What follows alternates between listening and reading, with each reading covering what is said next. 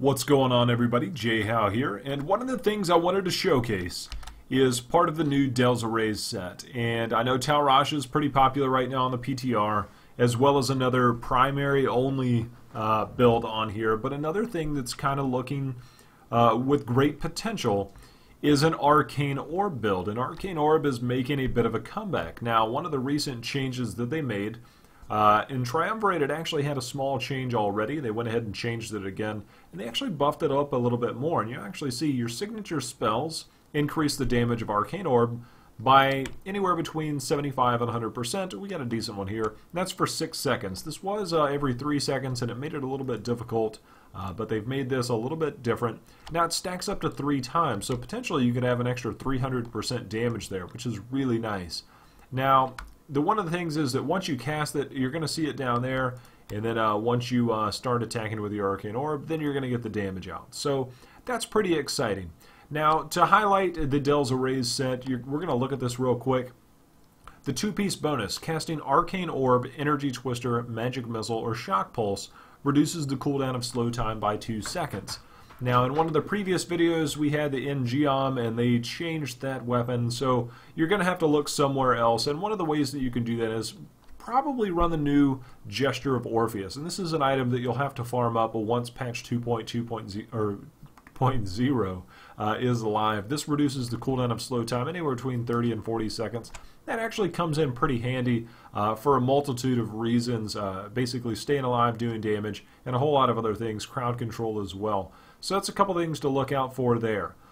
The next part, enemies affected by your slow time take 2,000% weapon damage every second. So that's a nice little dot, and you know, it doesn't seem that good, but it actually adds up quite a bit. So it's nice to have that little damage over time skill in there.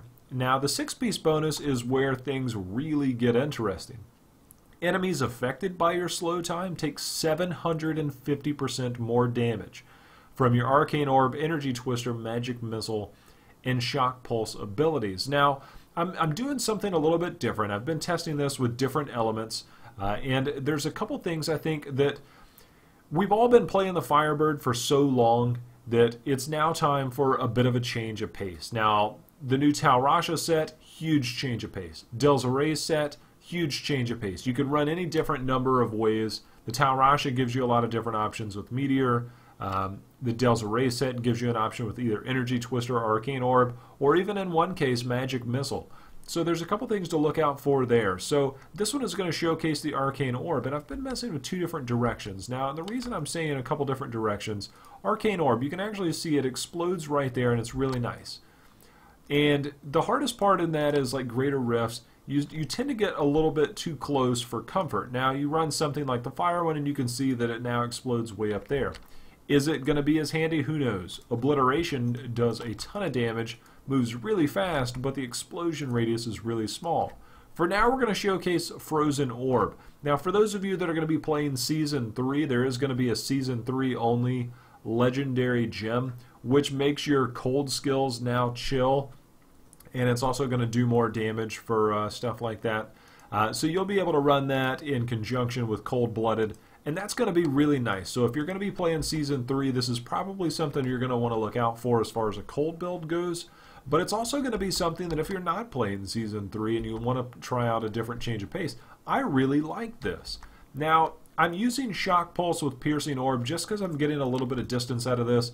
It's able to hit more enemies, and so I tend to like that. Every time I'm using that, you know, casting it reduces the cooldown of slow time. Plus, it's going to do a little bit of damage as it goes through there. Magic Missile, you can easily go with any number of one of those. Shock Pulse, I actually like this one a lot too. It's just the range on it is very short. Actually, a little bit further or a little bit shorter than the Arcane Orb. And the best part about this is that Arcane Orb feels just much better than it did before. Arcane Orb, a lot of you folks, if you've been around, you know what it was like. It was pretty nice to use.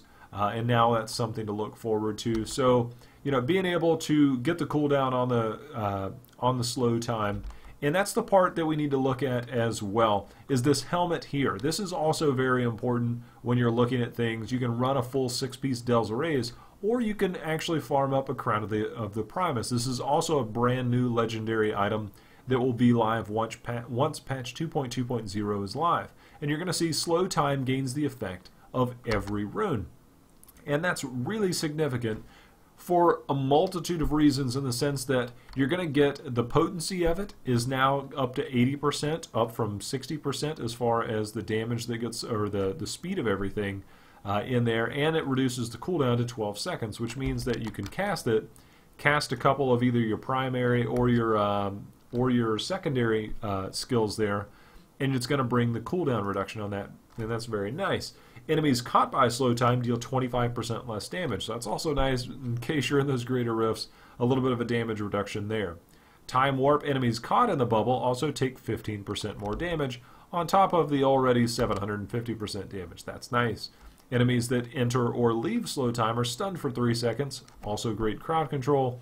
And you can also, once you start getting the hang of this, being able to chain everything together, you can actually cast it so that when you're standing in it, you get the attack speed increase. So all around, it's just a really nice item to have to be able to couple with the new set. Like I said, the triumvirate here, the extra stacks once you're casting your skills there. And the thing is, you're actively going to be casting your primary skills in order to proc the triumvirate, so might as well benefit from something like Arcane Dynamo, where you might not have used it before. That gives an extra 60% damage when you do go to use something after you get the 5 stacks, namely, in this case, your Arcane Orb. So it's pretty nice. One of the things that I will showcase, I mean, it's really hard to show this on Torment 6. It really shines in Greater Rifts because you can actually walk. That's the damage over time spell. And we're going to go ahead and use this. Just having the dot applied there does quite a bit of damage, so it's actually pretty nice to have. And you can see that we're getting 19 million ticks there. Let's take it somewhere else. I'm going to show you this in action. We'll even go up here and fight Asmodean in the meantime. So we'll get through here, showcase a little bit of action. I'm going to switch this back over. And once we get this actually going, my apologies.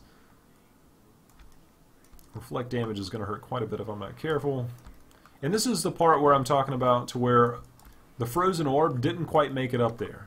And once it does, it's pretty nice. And here, we'll fight an elite real quick to kind of let this really get out there. So we'll go ahead, we'll get our arcane, our flashes of insight there. Proc, whoops, we did not get our Nemesis bracers on, that's okay. We'll mosey about through here. Teleport has had a nice improvement as well. So that's a nice thing to have. And there you can see the damage difference between those that are caught in the slow time and those that aren't. There's a huge, huge difference. And once they get in that slow time bubble, they die very, very quickly, just like that. So it's nice to have. And here's one where I know some elites are going to come out. We'll go ahead and help if we buff ourselves up. And once we get everybody there, and there you can see that that one left the arcane, or the slow time bubble there, and he got stunned. So we had stuff kind of all over the place there. We'll go ahead and move our way up to Asmodean the minute we get past these guys.